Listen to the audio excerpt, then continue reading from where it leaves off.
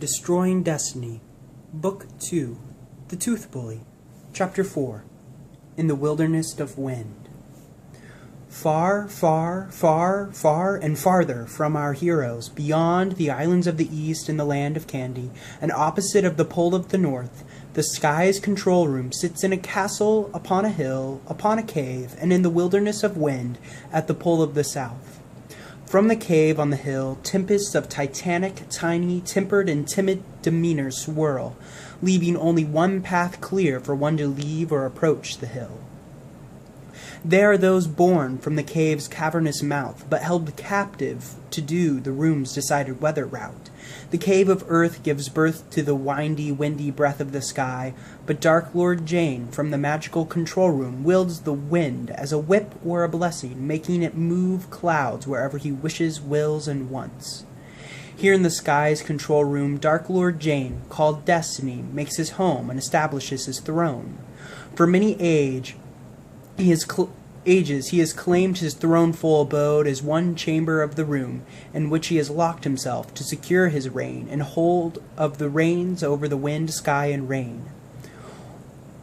Only one servant stays in the chamber with him.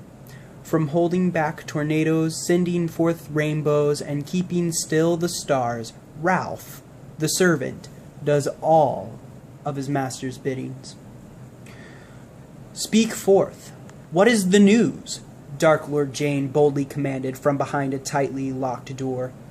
From the other side, an old man shuffled his feet and pressed his wrinkled ear against the metal door. Master Dark Lord Jane, Destiny, mighty, manly sir, it would be easier for you to hear me if you would just open the door, spoke a timid voice from the other side. Pole, you know why we can't do that. That would risk everything we've worked so hard to achieve. If I were to merely have Ralph open the door for me, we would risk someone invading the control chamber and taking control of the sky. We can't have that, can we? Dark Lord Jane said soothingly. Now, just raise your voice so we can hear you, and don't forget to open the meal door so Ralph can eat. Yes, Master Dark Lord Jane, Destiny, mighty manly sir, Pole said, quickly opening a small hatch near the door and sliding a small tray of food into the control room with Jane and Ralph. Timidly wiping his hands on his bony legs, Pole nervously sighed and fidgeted as the tray disappeared into the other room. Enjoy, it is my special potatoes and yams. I hate potatoes and yams. Hate, responded Ralph's simple voice from the control room. Now, Ralph, don't be so unkind to our friend Pole here. He worked hard to prepare you this dish, I am sure, Dark Lord Jane said. Ashamed, Ralph grabbed the fork from the tray and ate his potatoes and yams as Destiny continued. Pole, proceed with the news, and if you could speak through one of the keyholes, helps project the sound. Yes, Master Dark Lord Jane, Destiny, mighty manly sir.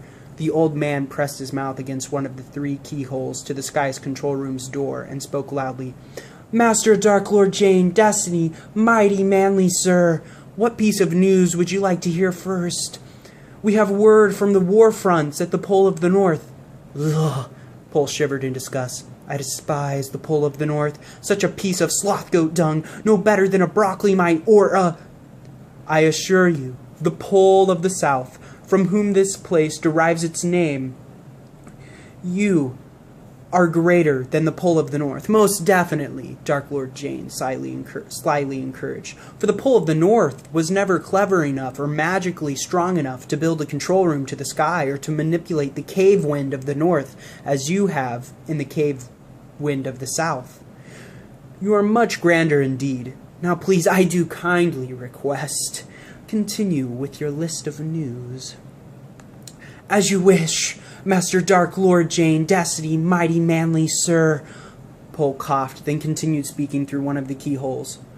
Furthermore, there is news on our search for a wizard or witch with shape-shifting or spell reversal abilities, the current conditions of the islands of the East, and the word of yet another person seeking after the keys to this very place. Also, there have been new uprisings in Toyin, and there has been further progress in creating Ed, the Eternal Destroyer. And finally, but not least, Yet surely not most. We have captured a young Clark who was venturing from Clark's Tower.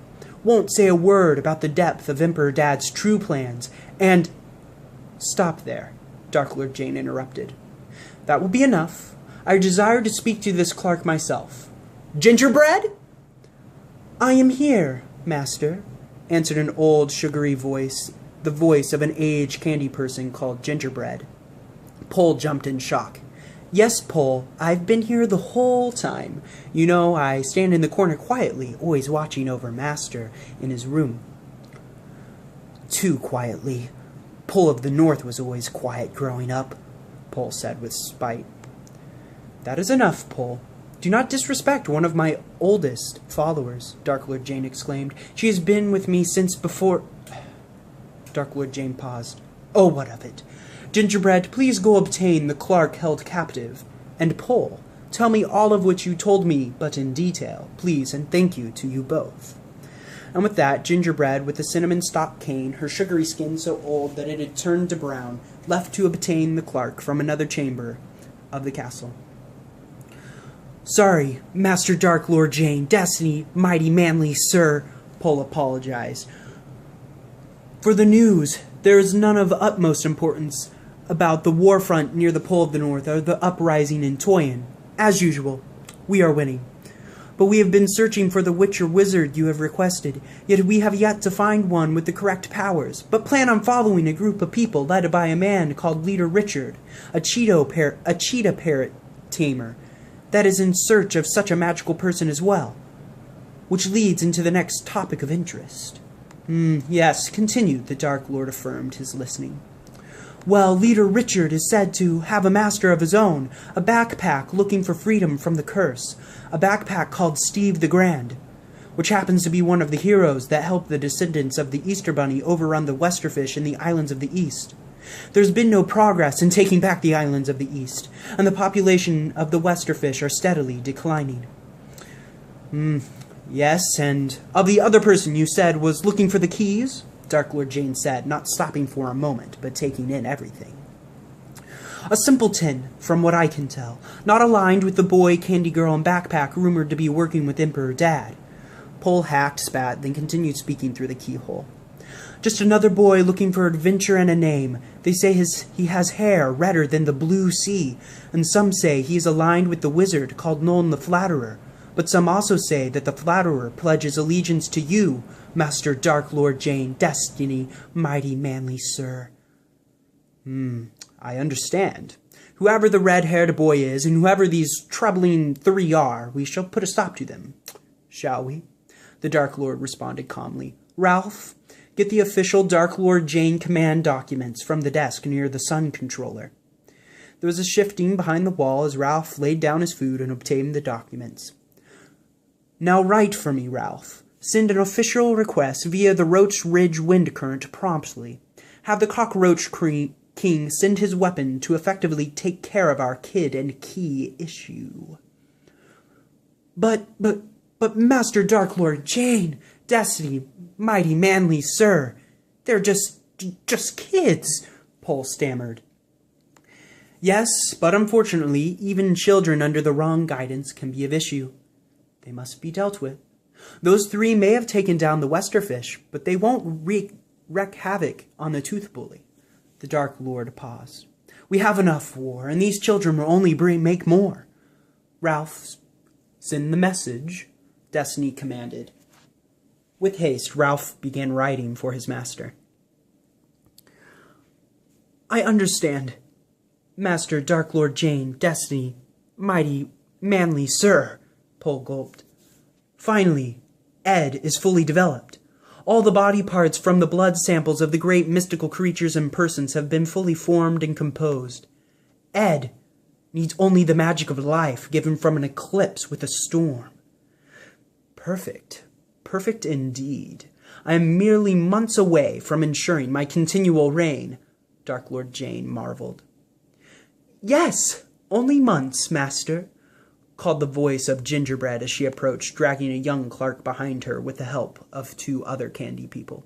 With a struggle, the candy folk dragged the shirtless, hairy-tummied creature into the room. "What are you going to do?" the clerk whimpered. "Let me go! I don't know a thing about Emperor Dad's plans. Really, nothing. Let me go." "Silence," Dark Lord Jane boomed. Where is that voice coming from?" the stomachy humanoid cried, looking around the best he could from the ground. "Behind the door before you, the one with the legendary 3 keyholes," Pole said, coughing, then the best he could with his old legs kicked the clerk. "And that is how you address Master Dark Lord Jane Destiny, the mighty manly sir himself?" "No, never. I didn't know it was him, I swear." "Pole, be kind to our prisoner. No need to abuse the poor soul. He is frightened, I am sure," the Dark Lord responded from behind the metal door while Pole took his master's scold to heart. "Now, Clark, tell me your name." But, Bobbert," stuttered Bobbert the clerk. I don't know anything. I wasn't even an official swordless knight. I was just heading to make fartsicles, containing the spirits from farts and preserving them as frozen is my passion." "At least you aren't a fartist, making art with farts. Sick," Gingerbread commented. You, Clark, are one of those reinfarters, believing all things die and are reinfarted into farts," the Dark Lord chuckled. "Well, young Clark, worry not. I have no desire to pain you as long as you cooperate. I just don't think you're telling the full truth. What is Emperor Dad's plan?" I really have no idea," Bobbert pled. "Truly." "Gingerbread, get the glove." "It seems he needs persuasion," Destiny sighed. "I know the weakness of Clark's, Bobbert, and don't think I will restrain. It is in your best interest to tell me everything you know about Emperor Dad's plan. There has to be more than meets the eye. He has abandoned Clark's tower." "No, please, I'll talk. Not a glove," the fat Clarky reinfartist squirmed. It is just the 3 kids of his prophecy. Emperor Dad prophesied that some kids or something would overthrow you, and now those kids are trying to do just that. That's all I know." "Bobbert, you aren't giving any more information than what the townsfolk gossip about and what the fall of the islands of the East have already told me," Dark Lord Jane scolded. What? Bobbert whimpered. "I couldn't hear you from behind that door, really." The Dark Lord huffed. "Ralph, push me closer to the door."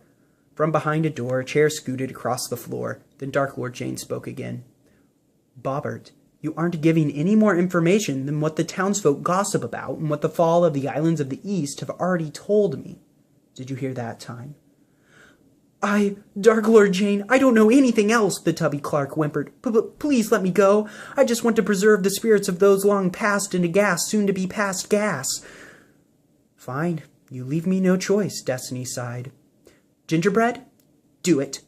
No, please, I'm telling the truth. Please let me go and preserve the gas. Please," Bobbert the clerk called as Gingerbread, the old candy woman, laid down her cinnamon stock cane, put a glove upon her brown sugary hand, kneeled next to the captured fellow, and began tickling his magical stomach. "Please, stop, the clerk screamed through tears. "Stop, it hurts. Pole and the 2 candy people standing by looked away from the terrible sight of a clerk at his lowest, being tickled on the tummy. "Gingerbread will stop at my command," Destiny exclaimed. The one weakness of the Clarks. Unlike any other creature with such a powerful tool to stomach, yet with only a glove, that tool becomes a torturous affliction. "Dear Clark, Bobbert, tell me Emperor Dad's full plan." And with that, the Dark Lord waited for Gingerbread's torture to convince the clerk, while Ralph finished writing the official Dark Lord Jane command document to the Cockroach King in Roach Ridge and sent it via airline. That is a line of air, a wind current. The letters sent, requesting weapons to fight against the red-haired boy and 3 heroes striving to achieve the keys to the control room.